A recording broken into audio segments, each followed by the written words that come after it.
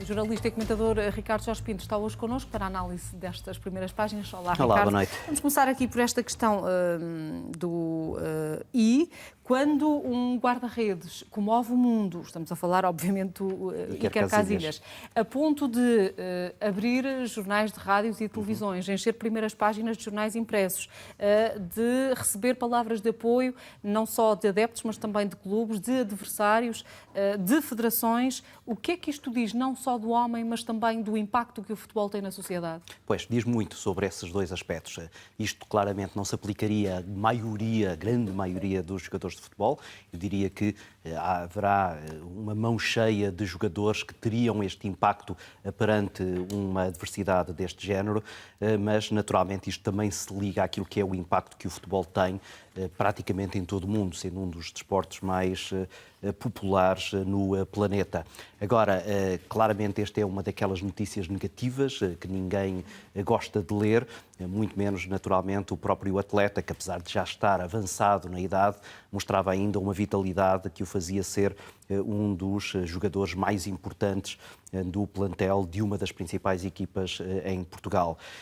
Parece-me que este título do Jornal Público é um pouco, infelizmente, otimista, a dizer que aos 37 anos suspende para já a carreira.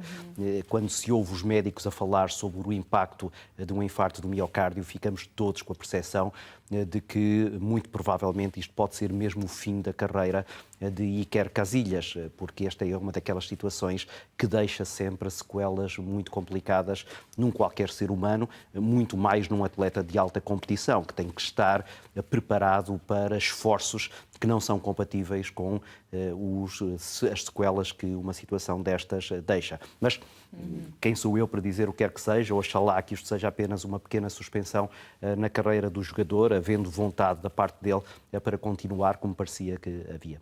Por todas essas dúvidas que pairam em relação ao futuro do jogador e pela figura em si, pelo carisma da figura em si, é daquelas notícias que causa emoções, que desperta emoções. Claro que sim. Há esse aspecto que eu esqueci-me de mencionar e que é muito importante. Para além do prestígio que Iker Casillas tem enquanto jogador, os recordes que bateu, as finais em que esteve presente, os mundiais que venceu, o mundial que venceu, enfim, todo esse palmarés, há também esse lado humano. Iker Casillas, na verdade, suscitava uma enorme simpatia junto dos seus colegas, mesmo dos adversários mais difíceis, e ele teve muitos ao longo da sua carreira, que hoje, de forma muito particular, mostraram essa mesma solidariedade. E não é daquelas coisas que se faz apenas por circunstância. Percebia-se nas palavras que havia genuidade, que havia aqui um sentimento muito genuíno de transtorno, de pesar perante aquilo que lhe aconteceu. Felizmente, e esse é o título também do Jornal Notícias, está tudo controlado, ou seja, naquilo que é essencial, que é o bem-estar do jogador, independentemente da sua carreira desportiva, parece que ele está fora de perigo e isso é o mais importante. Vamos à manchete do Jornal de Notícias. O que é que estará na origem dos atrasos dos passos sociais na maior parte do país? Eu imagino que a logística não seja fácil e, portanto, até é de admirar porque é que não houve atrasos em mais sítios, nomeadamente nos sítios onde há uma maior concentração de atribuição destes passos, que é a zona de Porto e de Lisboa. Aí houve maior rapidez na resolução desses problemas e por isso o Jornal de Notícias diz que há uma satisfação entre os utentes do Porto e de Lisboa, mas há depois as outras regiões que parece que estão agora um pouco mais atrasadas. E isto pode ser preocupante para o Governo. O Governo sabia que esta era uma medida eleitoralmente importante. Legitimamente, o Governo jogou esse trunfo. Isto atinge milhares e milhares de famílias que são claramente beneficiadas com esta medida. Foi transversal o apoio, eu diria até mais do que isso. Houve uma tentativa dos vários partidos políticos quererem puxar para si os méritos sobre esta medida. E ouvimos o Partido Comunista a dizer isto foi pensado por nós, ouvimos o PSD dizer nós já tínhamos falado nisto. Enfim, todos os partidos gostavam, no fundo, de ter tomado esta medida. Isto ficou mérito, sobretudo, do Partido Socialista, mas estes atrasos podem causar também algum dano. É verdade que ainda falta algum tempo, até o dia 6 de outubro, quando haverá as legislativas, aí já estará o problema resolvido, mas é bom que haja, quando tanto se fala sobre coesão territorial, que não haja diferenças entre a velocidade em que os distritos mais populosos têm a sua situação resolvida e depois os distritos menos populosos, geralmente os do interior, têm esta questão também resolvida. Sobre as reivindicações ouvidas nas celebrações deste 1º de maio, os secretários-gerais da CGTP, da UGT, os partidos que apoiam o governo a defenderem aumentos do salário mínimo, no caso da CGTP a pedir 850 euros, a pedirem também as partes a recuperação integral do tempo de serviço congelado na função pública. Isto foram discursos ideológicos com a habitual componente de defesa dos direitos dos trabalhadores, sem grande novidade. Sem grande novidade. Houve ali uma pequena nuance, eu chamei a atenção num comentário que fiz hoje aqui à tarde, relativamente ao discurso de Arménio Carlos, relativamente à regionalização. A CGTP colocou a regionalização como um dos objetivos, ou como uma das variáveis que pode contribuir para a melhoria da economia e também para o bem-estar dos trabalhadores. Isto é, penso eu, se não inédito, pelo menos pouco frequente introduzir a questão da regionalização. Tudo o resto era o que nós estávamos habituados a ouvir e é aquilo que também se espera no Dia dos Trabalhadores, nomeadamente a questão da reforma da lei laboral, a questão da lei das greves, o cumprimento da lei das greves, enfim, tudo isso era aquilo que era expectável, como era também expectável esta questão do salário mínimo. É, neste momento, uma arma de arremesso dos sindicatos contra qualquer governo, seja ele governo de esquerda ou seja governo de direita. E foi isso que nós ouvimos hoje muito nos discursos do 1º de maio. Críticas que foram feitas neste momento a um governo apoiado parlamentarmente à esquerda, mas que poderiam perfeitamente ter sido lançadas para um governo, como há 4 anos era apoiado parlamentarmente à direita. E isso mostra como há, para além dessa vertente ideológica, também uma vertente muito pragmática por parte das centrais sindicais em nunca largar aquelas que são as suas causas, nomeadamente esta causa dos salários dos trabalhadores, que tem, ainda por cima, o mérito de ser transversal, quer ao setor público, quer ao setor privado. Deixa-me recuar à história da regionalização, porque, no teu entender, o que é que explica o momento escolhido por Arménio Carlos para falar deste assunto no dia 1 de maio? Pois, eu acho que essa é uma questão que tem agora que ser explorada com a direção da CGTP e até também perceber de que maneira é que para eles é importante essa questão da regionalização. Eu diria que há aqui uma espécie de sentir ou antecipar aquilo que é, muito provavelmente, a tendência de esta matéria ficar no centro do debate político. Eu diria que a próxima legislatura, temos agora eleições em outubro, será, em parte, dominada por este debate sobre a regionalização. Ele vai claramente entrar na agenda política. Os 2 principais partidos, PS e PSD, já disseram que o vão fazer e, portanto, inevitavelmente, qualquer ator político, nomeadamente as centrais sindicais, não o podem querer deixar de lado. Como é que as centrais sindicais o vão aproveitar e que críticas é que também eventualmente farão aos modelos que forem agora postos em discussão? Essa aí é a questão que deve ser colocada a esses mesmos sindicalistas. Deixa-me questionar-te sobre um outro ponto. A renovação a que nós, de alguma forma, temos assistido relacionada com os sindicatos, isto é, com movimentos inorgânicos que depois acabam por ser constituídos sindicatos, mostra o quê? Que os sindicatos mais antigos, mais tradicionais, estão a esvaziar-se e que os trabalhadores já não se reconhecem nesses sindicatos mais tradicionais, significa o quê? É isso mesmo. Significa que o movimento sindical tem que acompanhar os tempos. E os tempos estão de mudanças muito, muito rápidas, sobretudo nesta área laboral, em 2 setores. Em primeiro lugar, na própria questão da legislação. E veja-se como por toda a Europa, neste momento, a questão da legislação laboral está a ser um tema muito discutido. E não apenas na Europa. Vamos para as Américas e vemos exatamente essa questão. Neste momento está a ser discutido um novo acordo comercial entre Estados Unidos, México e Canadá para substituir o NAFTA, que durante muito tempo vigorou e que era um acordo que permitia uma transação comercial. O atraso no novo acordo, aquele que se chama o TMEC, está a ser exatamente por causa das revisões da lei laboral no México, exatamente porque uma série de novos sindicatos estão a complicar aquilo que era uma negociação até agora tradicional entre o governo e os sindicatos mais tradicionais. Isso está a acontecer muito na Europa, isso está a acontecer agora também em Portugal. Começamos a ver, e o Presidente da República já chamou a atenção para isso, para os chamados movimentos inorgânicos que começam a infiltrar-se nesse território que nós estávamos habituados durante décadas. A CGTP vai celebrar agora 50 anos a ser muito mais conservador do que agora parece ser. não só pela questão das transformações na área da legislação laboral, mas também por causa das transformações no próprio terreno do trabalho. E a questão da robotização, que de resto hoje foi também abordado nestes discursos, vai ser uma questão central na próxima década, vai mudar totalmente a percepção que nós temos do trabalho, do nosso posto de trabalho. Nós próprios jornalistas já percebemos que há notícias a ser feitas neste momento por computadores. Há software a fazer notícias, às vezes melhor do que nós próprios, porque, sobretudo nos números, nunca se enganam. E isso é alguma coisa a que nós temos que dar atenção. Não é necessariamente uma ameaça, pode ser até uma oportunidade. Veja-se este exemplo dos jornalistas. Cada vez que um robô faz uma notícia daquelas que são mecânicas, fica mais tempo para nós para fazer, olha, o que estamos agora aqui a fazer, a olhar e a analisar as notícias. Negócios a dizer-nos que os funcionários públicos recebem este mês 75% das progressões. A questão é que, em muitos casos, não mesmo na maioria dos casos, estes valores que de alguma forma até vão subindo, quase que se diluem na folha de vencimento e nós quase que nem damos conta deles. Pois, há aqui dois lados desta mesma moeda. Por um lado, isto é a recuperação de direitos que tinham sido perdidos, nomeadamente na era da austeridade, depois da crise financeira de 2008, com a intervenção da Troika, e desse ponto de vista os trabalhadores apenas têm a beneficiar com esta recuperação. Agora, o problema é que nós percebemos, porque a carga fiscal é muito elevada, que grande parte da recuperação desses direitos está a ser escoada exatamente para voltar aos cofres do Estado, para se transformar em impostos. Isso ajuda a explicar porque é que Mário Centeno, várias vezes ao longo dos últimos meses, tem falado daquilo que é o aumento das receitas fiscais. O aumento das receitas fiscais é também porque há menos desemprego, isso é muito positivo, mas é também porque grande parte daquilo que nós estamos a recuperar em termos salariais volta de novo para os cofres do Estado através dos impostos.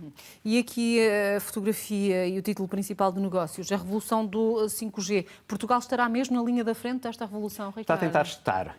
Não é exatamente o país que está mais à frente naquilo que é a aprovação. A Alemanha, por exemplo, está já neste momento a colocar legislação em prática, mas esta é uma revolução mesmo muito grande. Isto não é como a passagem do 3G para o 4G, que era um bocadinho mais rápido. Não, o 5G vai ter implicações muito fortes, não apenas na maneira como nós comunicamos uns com os outros, mas também nos mecanismos de segurança. E por isso é que os Estados Unidos estão tão preocupados com o facto de, em grande parte, esta revolução tecnológica do 5G está nas mãos dos chineses. Porque consideram que, exatamente pelas características do 5G, é muito mais fácil começar a controlar a informação que circula. E os Estados Unidos já fizeram uma ameaça à Alemanha. Dizem, se a Alemanha não travar aquilo que é a influência que os chineses têm nos concursos que agora estão a ser negociados na Alemanha para o 5G, os Estados Unidos deixam de partilhar informação militar com a Alemanha. E estão a ameaçar fazer isso com outros países, exatamente porque percebem que este pode ser uma espécie de cavalo de Troia que os chineses estão a introduzir em vários países para controlar a informação que por lá circula. A situação na Venezuela continua nas primeiras páginas dos jornais. Deixa-me começar por afirmações feitas esta noite por Nicolás Maduro, dizendo que não deixa o cargo, a convocar, a convidar não só os venezuelanos, mas também as autoridades a fazerem parte de um plano de mudança e de um plano de correção dos erros. A que é que isto soa?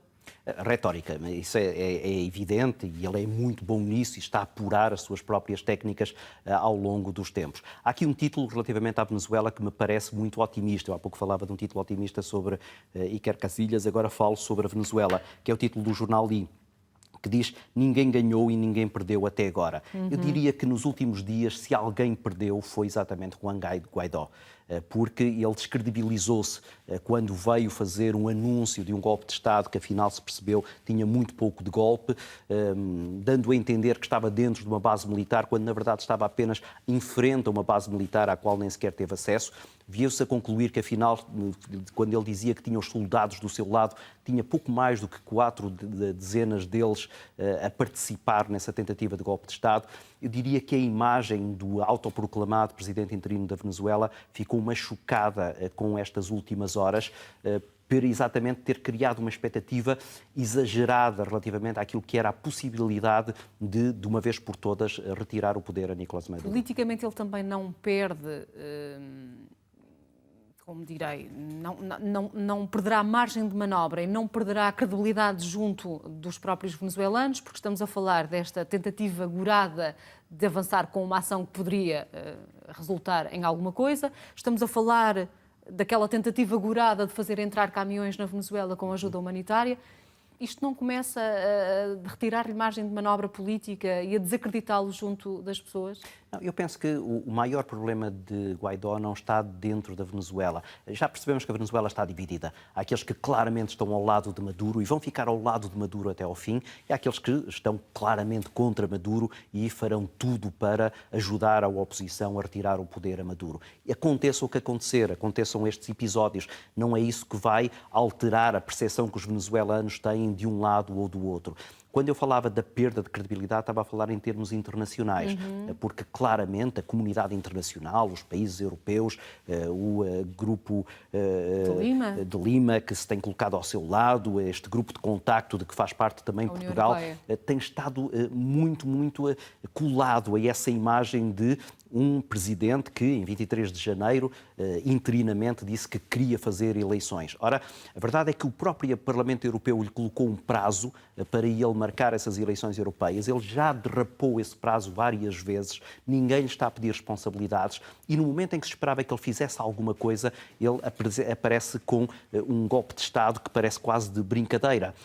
E aí, com aquela sabedoria popular que Jerónimo de Sousa nos habituou muitas vezes, disse, ficou tudo em águas de bacalhau. E a verdade é que essa noção que passou muito para fora de que ficou tudo em águas de bacalhau, isto é, as promessas de Guaidó, de que tinha, na verdade, o apoio militar que poderia, de uma vez por todas, contrariar o poder de Nicolás Maduro, parece ter esfumado muito rapidamente, deixando também até um grande embaraço ao governo norte-americano, que se quis colar a esta tentativa de golpe de Estado de Guaidó e saiu também muito mal na fotografia. Mas Mike Pompeo continua a tirar achas para a fogueira, porque diz que os Estados Unidos estão prontos para intervir militarmente, se for necessário, mas não define o que é essa necessidade.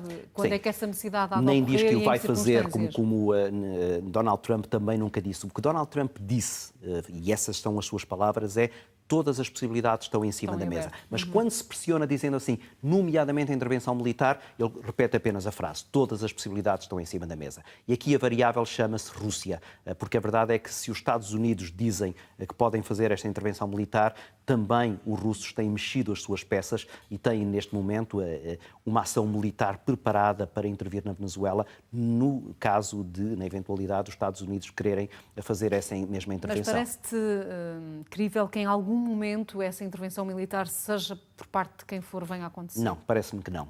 Infelizmente, isto vai fazer com que este problema na Venezuela se arraste durante muito e muito tempo. Não seria nada de preocupante em termos políticos o não haver uma clarificação. O problema é que, juntamente a esta crise política, há uma crise social, há uma crise económica e há já uma crise humanitária. E há muitos venezuelanos a passarem muito mal e, com o arrastar desta situação, vão passar ainda pior. Esse é o grande problema. Se, politicamente, Juan Guaidó está hoje pior do que estava há 2 dias, pelo menos é, enfim, a conclusão que tiramos de tudo isto, o que é que ele ainda pode fazer pela Venezuela e pelos venezuelanos? Pois, continuar a pedir que os venezuelanos que estão ao seu lado vão para as ruas, que de alguma maneira contrariem aquilo que parece ser também a popularidade que Nicolás Maduro continua a ter. Ele sabe que o exército continua do lado de Nicolás Maduro, a sua única arma, não havendo a possibilidade de uma intervenção externa, e ela parece-me, exatamente por causa dessa dualidade Rússia-Estados Unidos, neste momento fora de questão, resta a Juan Guaidó exatamente esse apoio popular, que ele espera, é a sua grande esperança, venha a engrossar à medida que a tal crise humanitária se vá agravando. Tu acreditas que aquilo a que assistimos esta quarta-feira e sobretudo na terça possa ser o início do caminho para a convocação de eleições e para o fim deste atual regime? Não, dificilmente. Não. Enquanto Nicolás Maduro tiver o poder militar, enquanto tiver uma parte importante da população ao seu lado, quando ele tiver esses anéis que acabam por proteger a sua própria posição física e política, dificilmente Guaidó conseguirá ir mais à frente. Ricardo, vamos às 2 sugestões de leitura que nos propões e que estão aqui em edições eletrónicas de jornais internacionais.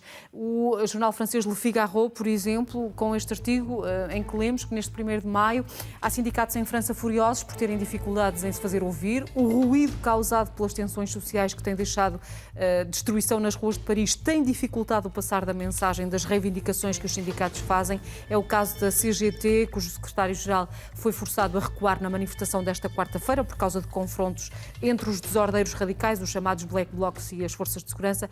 Isto enfraquece a força negocial e reivindicativa dos sindicatos? Enfraquece. Voltamos outra vez à questão que tínhamos falado um pouco atrás, que é os sindicatos já não têm o monopólio daquilo que é a voz dos trabalhadores. Há trabalhadores que já não se sentem representados pelos sindicatos e que procuram maneiras alternativas de fazer valer esses seus protestos. O movimento dos coletes amarelos, que esteve hoje muito ativo de novo nas ruas francesas, é um exemplo disso, como são exemplos noutros países, nomeadamente na Alemanha, em que alguns movimentos parasindicais, chamemos-lhe assim, começam a misturar-se com os movimentos sindicais e a criar ruído para estes sindicatos mais tradicionais, que gostavam legitimamente que o 1º de maio fosse o seu palco único e privilegiado para fazer ouvir a sua voz. Ora, o ruído que todos estes movimentos de contestação, alguns deles completamente desorganizados, nós nem sequer sabemos quem é que está à frente deles. Os governos têm uma enorme dificuldade em encontrar um interlocutor quando querem falar com estes movimentos que estão a destruir cidades um pouco por toda a Europa.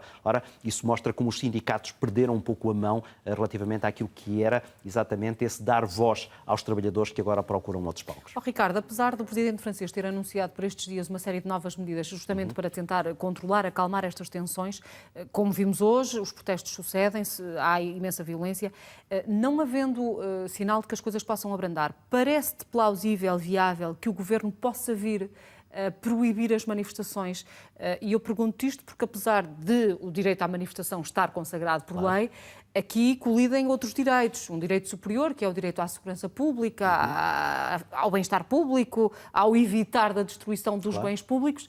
E faço esta pergunta porque um autarca da Câmara de Paris, que eu ouvi esta quarta-feira, levantava essa hipótese de serem literalmente proibidas as manifestações. Sim, pois, vamos ver até que ponto isso pode ser aplicado assim, porque choca exatamente contra os direitos constitucionais de liberdade de expressão, de manifestação, etc.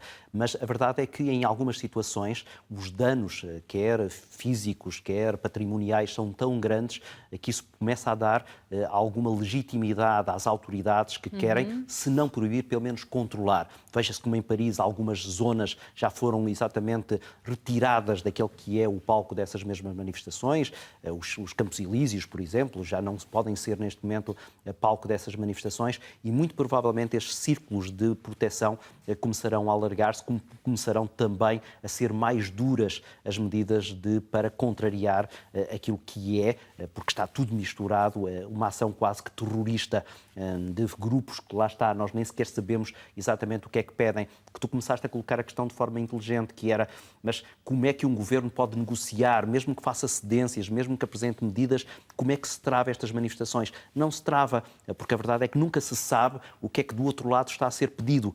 Cada vez que há uma cedência, cada vez que se apresenta uma medida, eles já estão a pedir outra coisa a seguir. E isso é absolutamente incontrolável. Por último, aqui o site do jornal britânico The Guardian, este artigo que nos diz que os populistas de todo o mundo são mais propensos a acreditar em teorias da conspiração relacionadas, por exemplo, com vacinas, com o aquecimento global, com os ataques terroristas de 11 de setembro.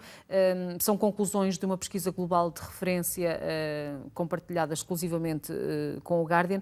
Este estudo ajuda-nos ou não a compreender, Ricardo, a ascensão de políticos como Donald Trump, Jair Bolsonaro, por aí fora? Sim, por aí fora, é isso mesmo. À direita e à esquerda. E o populismo está a ganhar cada vez mais força. Eu escolhi estas duas notícias porque me parecem que elas estão ligadas. Isto é, estes movimentos que agora começam a criar muito ruído, estes movimentos que são inorgânicos, que não têm liderança, são exatamente os movimentos que muitas vezes são alimentados por estas teorias da conspiração. Veja-se o que está a acontecer em França. Em França, basicamente, muitos destes protestantes, destes manifestantes que têm protestos a fazer contra tudo e mais alguma coisa, são incentivados por ideias que passam por todo lado, nomeadamente pelas redes sociais, com as chamadas fake news, que criam exatamente teorias da conspiração, que levam as pessoas a dizer, não, nós temos que protestar contra isto, nós temos que protestar contra as vacinas que estão aqui a matar uma série de pessoas. E veja-se como até esses líderes, e tu há pouco citaste alguns, que foram eleitos pelo próprio populismo, começam agora a recuar. Vê como Donald Trump foi às televisões pedir para que os americanos vacinem as suas crianças, quando, agora por causa do sarampo, começou a haver um problema muito complicado nos Estados Unidos. e, digamos assim, os políticos eleitos pelo populismo começam agora a sentir na sua própria pele os efeitos daquele que é o movimento que, de alguma maneira, acabou por os ajudar a eleger. Esta questão da vulnerabilidade de uma certa população, aquilo que na área da comunicação se chamam os infopobres, aqueles que têm mais dificuldade em compreender o que está a acontecer à sua volta e acreditam em qualquer ideia, por muito estranha que possa parecer, esta vulnerabilidade às teorias da conspiração é extremamente perigosa porque leva o território da compreensão política do racional para o irracional. E é muito difícil debater com quem quer que seja quando se está ao nível do irracional. E põe em causa a democracia representativa. Põe em causa a democracia representativa, sendo que a sua alternativa, a democracia deliberativa ou direta, é ainda mais perigosa na mão destes populistas. E eu, que até sou gosto muito da ideia da democracia deliberativa, gosto muito de que as pessoas conversem e sejam capazes de, através do debate, tomar as suas próprias decisões. Até eu, que tenho essa propensão para a democracia deliberativa, fico muito assustado quando penso que essa democracia deliberativa é ainda mais vulnerável do que a democracia representativa em face destes populismos. Ricardo, obrigada pelas sugestões que nos trouxeste. Continuação de uma boa semana. Estamos conversados por agora. Passe bem esta quinta-feira e, da nossa parte, até mais logo.